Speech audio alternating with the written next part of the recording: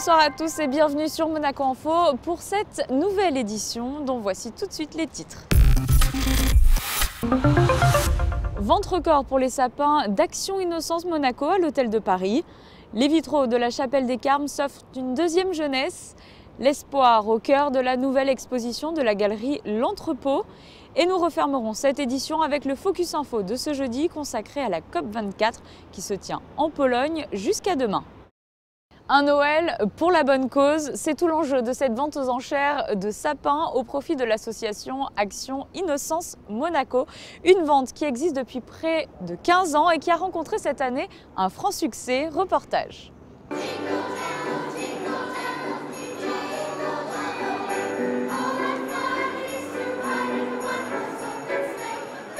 L'esprit de Noël flotte dans le hall de l'Hôtel de Paris. Une trentaine de sapins customisés attend de trouver preneur.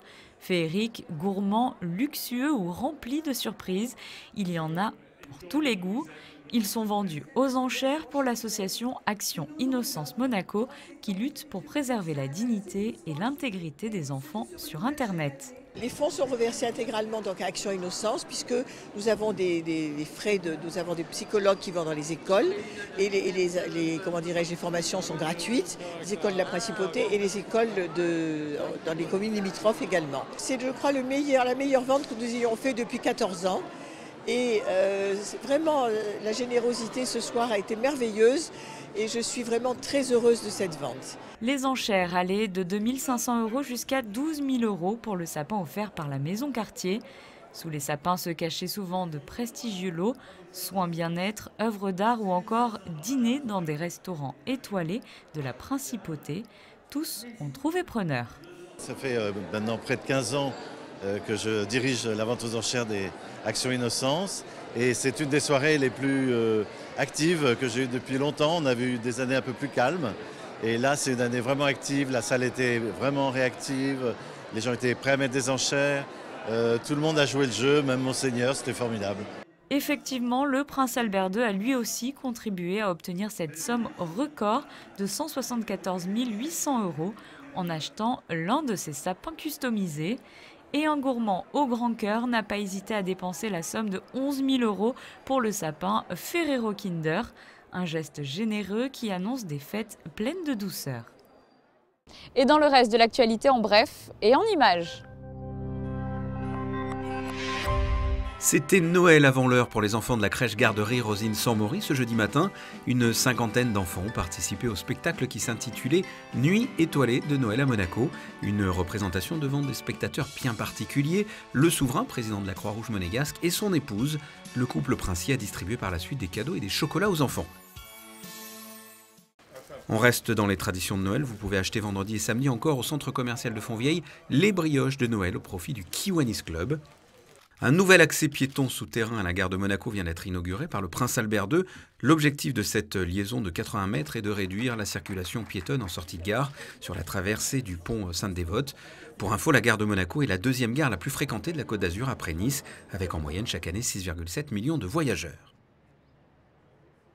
Prenons à présent la direction de la chapelle des Carmes sur le boulevard d'Italie. Une équipe de Monaco Info a suivi la mise en place d'un dispositif qui permet d'éclairer 2 vitraux. Ils vivent ainsi une sorte de renouveau. Sandrine Nègre. Ils étaient déjà en place avant que la chapelle des Carmes ne soit reconstruite en 2002. Autant dire que ces vitraux et les liens qui les unissent à cet édifice religieux ne datent pas d'hier, mais ces deux-là en particulier s'étaient obscurcis par manque de lumière. Les nouvelles technologies ont permis de les ramener à la vie en quelque sorte. On s'est penché sur cette problématique et on a fait quelques essais. D'abord, on pensait pouvoir les rétroéclairer par le bas uniquement. Mais ça n'a pas été concluant. Donc on est allé un petit peu plus loin dans la recherche. On a fait un projet d'un caisson qui allait pouvoir emmagasiner la lumière et avec un concurrent qui est quand même important, qui est le soleil, avec une température de couleur qui varie en fonction des moments de la journée et une intensité très importante. Donc il a fallu faire un compromis et que nous avons réussi. L'intervention de la société Vertex, qui propose des solutions sur mesure, s'inscrit ainsi dans le chantier global de la rénovation de la chapelle mené par la Société monégasque d'électronique. nous sommes titulaires du marché avec le service de maintenance des bâtiments publics, SMBP, pour lequel nous avons remporté un marché qui consiste à remplacer donc, tous les éclairages, les anciens éclairages, les anciennes sources très gourmandes par l'éclairage LED, dans le but de réduire les émissions. En tout, on a remplacé sur 15 bâtiments l'ensemble des luminaires, donc les anciennes sources, donc halogène et fluocompact par de la LED. Et l'intensité peut se régler via une télécommande ou à l'aide d'un smartphone, voire d'une tablette grâce au Bluetooth. La technologie se met donc au service de l'histoire et de la religion. Il y a un vitrail de Notre-Dame de la Salette, il y a plusieurs vitraux sur la Vierge, il y a Notre-Dame de Lourdes. Alors la Salette, c'était une apparition de la Vierge en France qui avait précédé Lourdes. Mais il y avait un autre lieu de pèlerinage plus proche de Monaco qui touchait beaucoup plus Monaco et toute la région du comté de Nice. Et là, c'est Laguet. À l'occasion des fêtes de fin d'année, ne manquez pas, après la redécouverte de ces 2 vitraux, de voir la crèche mise en place pour la nativité. Espoir, voici le nom de l'exposition à découvrir actuellement à la galerie L'Entrepôt, une exposition de l'artiste sénégalaise Korka Ndiaye. Elle a obtenu le prix du jury de l'Open des artistes de Monaco cette année. Fabien Bonilla, Horacio Gaggino et Clélia Renaud.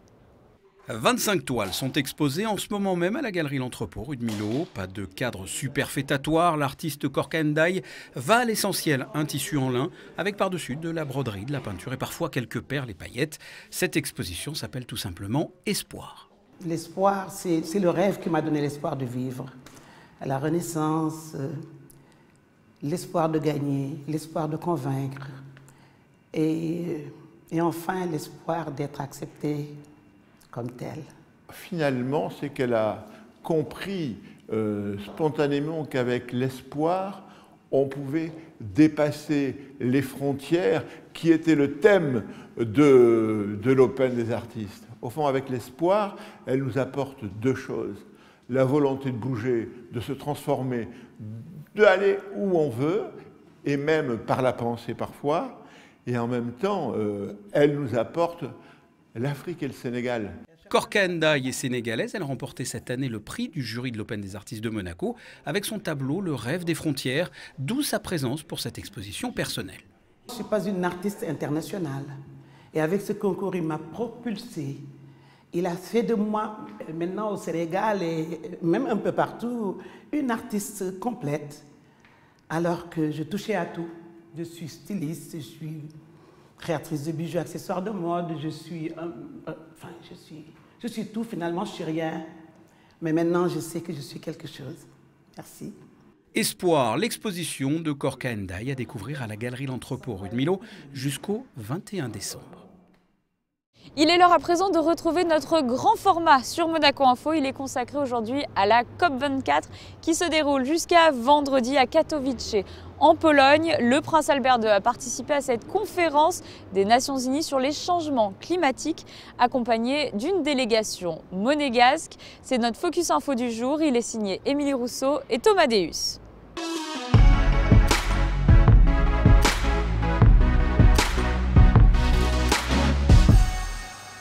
Elle se veut ambitieuse et déterminée pour une transition juste face à un constat alarmant pour notre planète.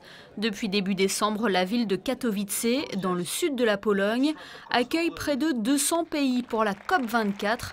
Cette conférence des Nations Unies sur les changements climatiques est un rendez-vous déterminant qui doit permettre l'adoption des règles d'application de l'accord de Paris dans le but de le rendre pleinement opérationnel. C'est toute l'histoire de Katowice, c'est tout notre ici enjeu de travaux, de mettre en œuvre, de mettre en musique ce principe via des directives d'application. C'est un travail extrêmement technique, extrêmement complexe, mais sans ce travail, il ne va pas y avoir de traité de Paris. Ce que je viens de dire au début de mon intervention lors de la COP, sans Katowice, il n'y a pas de Paris. Donc vraiment, pour lancer la politique climatique globale, mondiale, il faut qu'on arrive à un résultat ici à Katowice. Les différentes catastrophes climatiques de cette année, le dernier rapport du groupe d'experts intergouvernemental sur l'évolution du climat, sont la preuve de l'urgence à agir. Les intervenants sont unanimes, les pays doivent poursuivre leurs efforts afin de plafonner le réchauffement climatique à 1,5 degré. À Monaco, plusieurs actions ont été réalisées en ce sens, et ce, dès l'adoption de l'accord de Paris en 2015. À titre d'exemple, la principauté a multiplié par 3 en 4 ans sa contribution au Fonds vert pour le climat. Le Fonds vert pour le changement climatique a 2 volets. Un volet national qui est géré par ma collègue Marie-Pierre Gramalia, donc pour toutes les améliorations à faire à Monaco, et le Fonds vert international qui relève du département des relations extérieures et qui consiste à verser des fonds pour aider les pays qui sont touchés par les changements climatiques à s'adapter ou à atténuer les effets des changements climatiques dans leur territoire. C'est un point très important qui est en discussion pendant cette COP24, qui est un des sujets principaux, le financement de ces améliorations. Le conseiller de gouvernement a pu développer la position de la principauté à ce sujet lors du dialogue sur le financement climatique. La voix de Monaco a également su se faire entendre lors du segment ministériel de haut niveau de la conférence des Nations Unies, où Gilles Tonelli a pris la parole.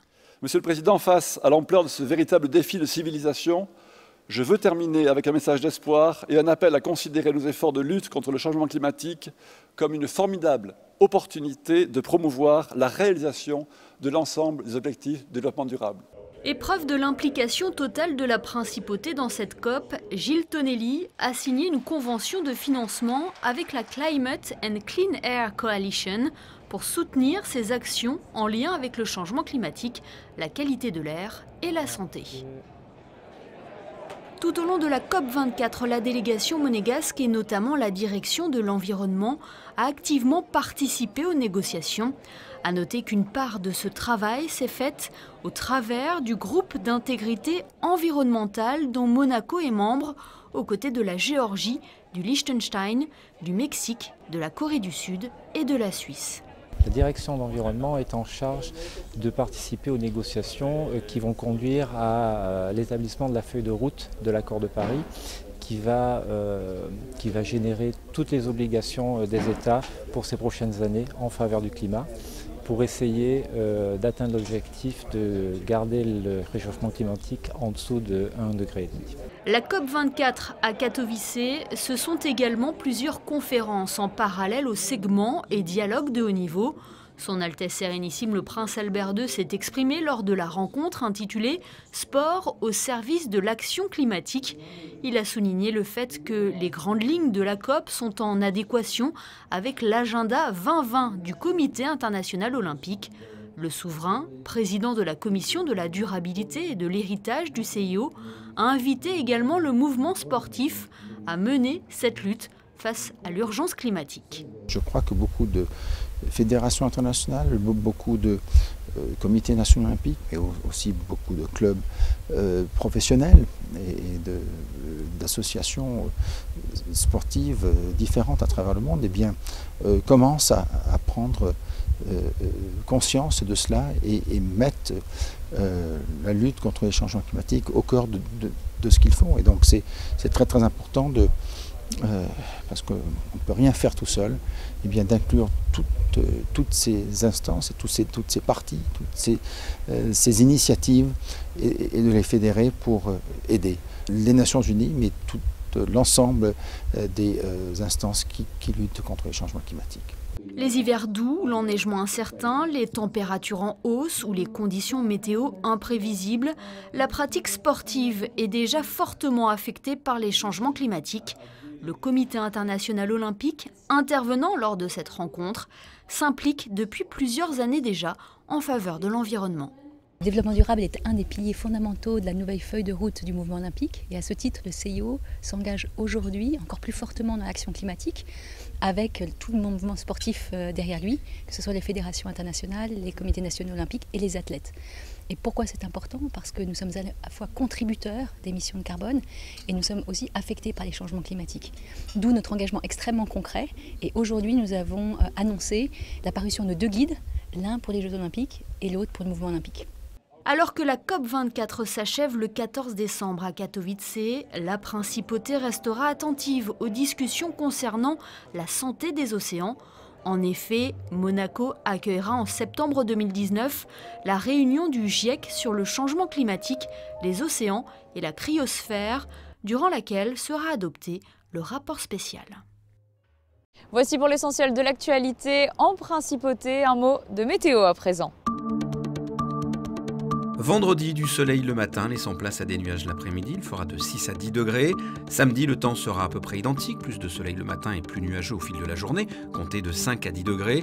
Dimanche, des nuages et de la pluie par moment. Les températures varieront entre 7 et 11 degrés.